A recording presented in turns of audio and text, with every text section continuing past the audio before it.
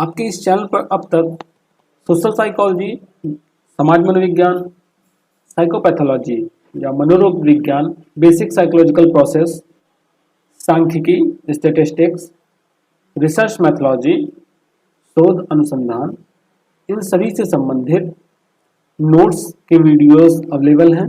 इनके साथ साथ एमसीक्यू टाइप क्वेश्चंस भी, ऑब्जेक्टिव क्वेश्चंस भी, जिसमें सोशल साइकोलॉजी से रिलेटेड, एबनॉर्मल साइकोलॉजी से रिलेटेड, पर्सनालिटी मेंटल टेस्ट से रिलेटेड, स्टैटिस्टिक्स, सांख्यिकी से संबंधित, रिसर्च यानी शोध से संबंधित, गाइडेंस काउंसलिंग, परामर्श एवं निर्देशन से संबंधित, इन्वायरमेंटल साइकोलॉजी और लास्ट में साइकोलॉजी प्रैक्टिकल से संबंधित कंप्लीट वीडियोस चैनल पर मिल जाएंगे। आपको इन वीडियोस के लिए सिर्फ यहाँ पर जो आपका वीडियो के नीचे टाइटल है, टाइटल के सामने आपको डिस्क्रिप्शन का एरो दिख रहा है, इस एरो पर आप क्लिक करेंगे, नीचे आपको सभी प्लेलिस्ट के लिंक प्रोवाइड हैं। आज का हमारा सिद्धांत है पारिस्थितिकीय सिद्धांत। पर्यावरण मनोविज्ञान का ये तीसरा सिद्धांत है, पारिस्थितिकीय सिद्धांत या इकोलॉजिकल थ्योरी। कई बार एग्जाम में पारिस्थितिकीय सिद्धांत के नाम से क्वेश्चन ना पूछकर पूछ लिया जाता है कि बाकर के पर्यावरणीय सिद्धांत के बारे में बताएं या बाकर के पारिस्थितिकीय सिद्धांत के बारे में बताएं। तो दोनों ही कंडीशन में आपको सेम आंसर लिखना है। अब बाकर ने पारिस्थितिकीय सिद्धांत का प्रतिपादन किया और मनोविज्ञान में एक नई शाखा को जोड़ा। इससे पहले दो सिद्धांत आप पढ़ चुके हैं और इनके जो सिद्धांत का उद्देश्य था, क्योंकि कोई भी सिद्धांत आता है तो उसके पीछे कोई ना कोई उद्देश्य होता है, तो इनके सिद्धांत का उद्देश्य ये था कि जो पर्यावरण है, पर्यावरण का मानव के व्यवहार पर क्या प्रभाव पड़ता है, इस चीज को जानना, ये इनके सिद्धांत का उद्देश्य था। और इन्होंने अध्ययन किया और अपने अध्ययन में ये चीज फाइंड आउट किया, ये चीज निकाला कि कोई पर्सन होता है तो वो अपनी इच्छा अनुसार किसी भी समाज के नियमों का निर्धारण नहीं कर सकता है। वहां के समाज के जो नियम होते हैं वो वहां की भौतिक संरचना, वहां की सामाजिक संरचना और वहां के व्यक्तियों की जो व्यक्तिगत विशेषताएं हैं, इन चीजों के द्वारा निर्धारित होती हैं। और आप देखते ही हैं कि अलग अलग भौगोलिक संरचना में, अलग अलग सामाजिक संरचना में लोगों के व्यवहार में काफी ज्यादा भिन्नता पाई जाती है और वहां पर अगर आप रह रहे हैं तो आपको उसी समाज के अनुसार, वहां के नियमों के अनुसार ही रहना पड़ेगा। आप उसमें बहुत ज्यादा परिवर्तन नहीं कर सकते हैं। जैसे अगर कोई पर्सन है वो ठंडे एरिया में जाकर रहना चाह रहा है, पहाड़ों पर जाकर रहना चाह रहा है और वो सोच रहा है कि नहीं, मैं तो ये नियम बनाऊंगा कि यहाँ पर कोई गर्म कपड़े पहनेगा ही नहीं, मतलब कोई स्वेटर पहनेगा ही नहीं, जैकेट पहनेगा ही नहीं, तो ऐसा कहाँ पॉसिबल है। इसके साथ साथ इन्होंने एक चीज और बताया कि जो व्यक्ति का व्यवहार है वो इन्हीं तीनों चीजों से मिलकर बना है। व्यक्ति के व्यवहार को ये तीनों चीजें प्रभावित करती हैं। इसके लिए इन्होंने एक फार्मूला भी दिया, B = P × S × I, जिसमें आपका B क्या हो गया, B है आपका व्यवहार। P की बात करें तो यानी फिजिकल स्ट्रक्चर, जिसे आप यहाँ ऊपर भी देख सकते हैं, भौतिक संरचना। S यानी सोशल स्ट्रक्चर, ऊपर यहाँ पर आप सामाजिक संरचना से इसको जोड़ सकते हैं। और इंडिविजुअल कैरेक्टरिस्टिक्स, I व्यक्तिगत विशेषताएं, व्यक्तित्व की विशेषताएं। तो इन्होंने कहा पर्सन का जो बिहेवियर होता है वो इन तीनों चीजों पर डिपेंड करता है। समझ में आ गया यहां तक? बाकर ने क्या बताया कि कोई भी व्यक्ति अपनी जो समाज है उनके नियमों को अपने आप से नहीं निर्धारित कर सकता है। उसके लिए वहां की भौतिक संरचना, वहां की सामाजिक संरचना, वहां के व्यक्तियों की व्यक्तिगत विशेषताएं, इन तीनों चीजों को देखना पड़ेगा और व्यक्ति का व्यवहार इन्हीं तीनों चीजों से मिलकर बनता है।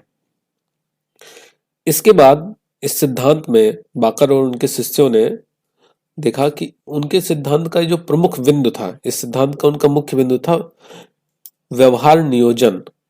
व्यवहार नियोजन, अब व्यवहार नियोजन होता क्या है? तो व्यवहार नियोजन के से तात्पर्य एक विशिष्ट परिस्थिति या वातावरण के व्यक्ति का व्यवहार विन्यास कैसा होगा। यहाँ पर के नहीं, यहाँ पर में होगा, में कर देंगे इसको। एक विशिष्ट परिस्थिति या वातावरण में व्यक्ति का व्यवहार विन्यास कैसा होगा इसको जानना ही, मतलब व्यक्ति के व्यवहार का स्ट्रक्चर क्या होगा, वही चीज व्यवहार नियोजन कहलाती है। बाकर ने काफी अच्छा सिद्धांत दिया और उन्होंने यहाँ पर एक और पॉइंट को इंक्लूड किया। उन्होंने अपने सिद्धांत में जनसंख्या घनत्व को भी स्थान दिया। जनसंख्या घनत्व क्या होता है आप सभी जानते हैं। अब जनसंख्या घनत्व के अनुपात में इन्होंने बताया कि जो प्राकृतिक संसाधन है वो जनसंख्या घनत्व के अनुपात में होने चाहिए, या इसका अपोजिट कहें तो प्राकृतिक संसाधनों के अनुपात में ही जनसंख्या घनत्व होना चाहिए, तभी वहां पर संतुलन की स्थिति आएगी। और इसके लिए बाकर और उनके सहयोगियों ने एक जंग संतुलन सिद्धांत का भी प्रतिपादन किया, जिसमें 3 कॉन्सेप्ट निकल कर आए: जनाभाव, जनाधिक्य और संपोषण न्यूनता। आपको नाम से ही काफी कुछ स्पष्ट हो रहा होगा कि जनाभाव क्या है, जनाधिक्य क्या है और संपोषण न्यूनता क्या है। तो इसमें देखिए, जो पहला है आपका जनाभाव, जनाभाव एक असंतुलन की अवस्था है, असंतुलित अवस्था है जिसमें जन का अभाव, जन मतलब जनता या जनसंख्या कह सकते हैं, मतलब जहां पर लोगों का अभाव है और प्राकृतिक संसाधन बहुत अधिक मात्रा में है। अब आपको लग रहा होगा कि ये गलत कैसे हो सकता है, तो ये गलत इस कंडीशन में है कि जब प्राकृतिक संसाधन बहुत अधिक हैं, लोग कम हैं, तो लोगों को आसानी से हर चीज मिलती जा रही है ऐसी कंडीशन में। और फिर जब चीजें आसानी से मिलती हैं तो पर्सन काम नहीं करना चाहता है, परिश्रम करेगा ही नहीं, जिसका फिर उसके सोशल जो डेवलपमेंट है, उसकी सामाजिक उन्नति पर काफी प्रतिकूल प्रभाव पड़ेगा। सामाजिक उन्नति पर, इसके साथ साथ उसकी जो व्यक्तिगत उन्नति है उस पर भी काफी प्रतिकूल प्रभाव पड़ेगा। इसके अपोजिट में देखें तो आता है जनाधिक्य। समझ ही गए होंगे, जनाधिक्य मतलब जिसमें जन अधिक हैं और प्राकृतिक संसाधन कम है, जो कि आज स्थिति बनती जा रही है।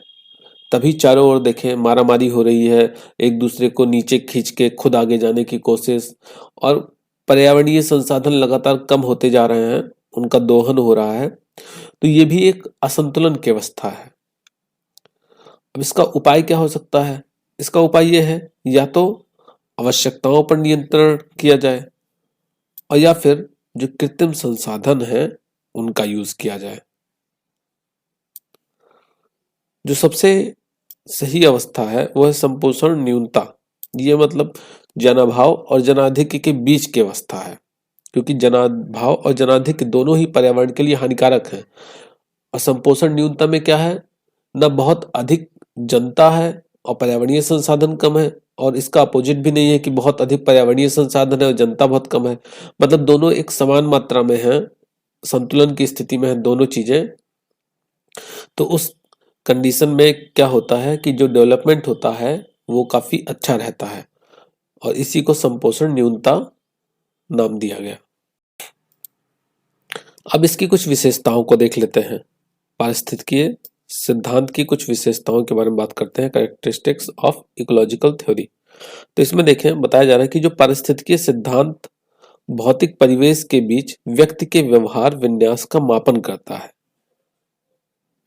पारिस्थितिकीय सिद्धांत क्या करता है, भौतिक परिवेश के बीच, मतलब जो भौतिक वातावरण है उसके बीच व्यक्ति का व्यवहार कैसा होगा, व्यक्ति के व्यवहार का विन्यास कैसा होगा, विन्यास मतलब स्ट्रक्चर कैसा होगा, उसकी संरचना कैसी होगी, इन सब का मापन कहाँ पे होता है, पारिस्थितिकीय सिद्धांत के अंदर होता है।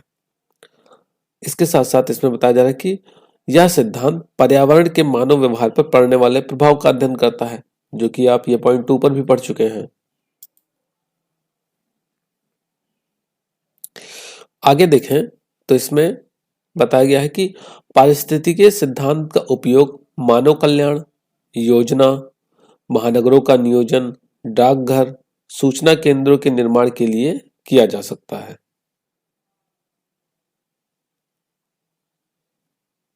इसके अलावा इस सिद्धांत के द्वारा व्यक्ति की जो सामाजिक स्थिति है उसमें परिवर्तन करके व्यक्ति के व्यवहार पर इसके प्रभाव को भी देखा जा सकता है। सामाजिक स्थिति में उसके परिवर्तन करके वो क्या क्या चेंजेस आ रहे हैं उसके बिहेवियर में, उनको भी जान सकते हैं। और यह सिद्धांत जन संतुलन के आधार पर पारिस्थितिकीय संतुलन की ओर हमारा ध्यान आकृष्ट करता है। मतलब जनता और प्राकृतिक संसाधन दोनों एक संतुलन की अवस्था में बने, इसकी तरफ हमारा ध्यान ले जाता है। अब इसका प्रभाव क्या पड़ता है, पारिस्थितिकी सिद्धांत का क्या प्रभाव है? तो इसके प्रभाव को देखने के लिए यहाँ पर बाकर के प्रभाव को देखने के लिए वॉर्म, केन्स और विकर ने एक शोध किया, और इस शोध में इन्होंने पाया कि जो सामाजिक स्थिति में अगर परिवर्तन किया जाए तो व्यक्ति के व्यवहार में भी परिवर्तन देखा जा सकता है। इसके लिए इन्होंने 3 ग्रुप बनाए। एक ग्रुप में जो सैंपल थे, जो प्रयोज्य थे, वो बहुत अधिक थे।